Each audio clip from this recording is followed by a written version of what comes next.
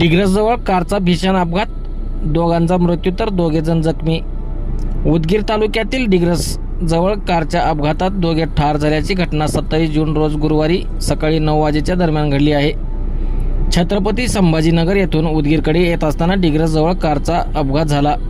या अपघातात उदगीर येथील एक महिला व एका व्यक्तीचा मृत्यू झाला. कारचा अपघात इतका भीषण होता की कार पूर्णपणे चेंदामेंदा झाली आहे. पुलाच्या कठड्याला धडकून हा अपघात झाला आहे. या अपघातात वाडोना बुजुर्ग येथील शबीरबी हबीब पठाण, मुलगा जाफर हबीब पठाण दोघे जागीच ठार झाले. जखमी मुलगी व चालक नोमान खुरेशी यांना उपचारासाठी रुग्णालयात दाखल करण्यात आले आहे.